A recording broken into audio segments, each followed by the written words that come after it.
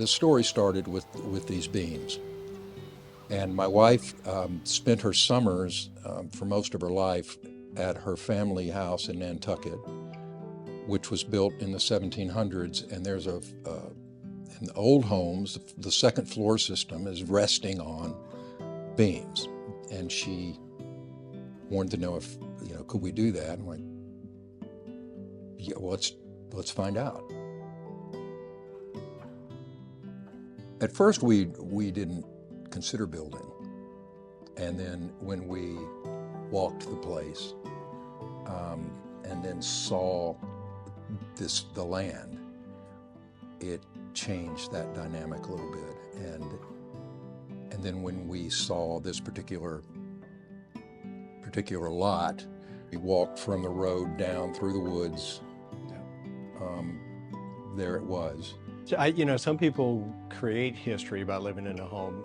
You're surrounded by history. It's kind of like an heirloom, the whole house. And it's, and so we sourced these beams out of Callahan, which is right essentially down the street. So the beams themselves are probably 100 years old. And then if you count up the rings in the tree before it became a beam, there's easily 100 there. It's fun, isn't it, to look at a plan on a piece of paper and try and project that 2 years into the future into what that'll look like. We knew that with Luke's plan, the idea that it was completely open from the moment you walked in the front door, the view from the front door, outside the front door, is the marsh. And then the motion of the wood, of the texture, moves through the house, through the great room, through the back door. The house was, in a way, incidental to getting to the view of the marsh.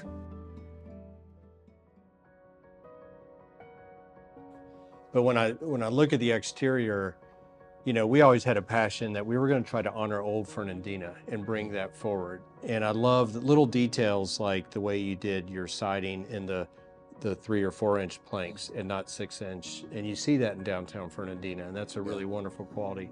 Windows that actually looked like real windows with the thicker muttons and mullions was really beautiful. And even the more time I spent in the house, I discovered new things about it, like the wood details, the attention, there isn't a room in this house that doesn't have some thoughtfulness to it. It was a relief to see that what Luke designed and what we talked about put on some flesh, and it was real. I mean, often you can have a design, build something, and you're like, oh, I didn't know what I meant. This house is not that.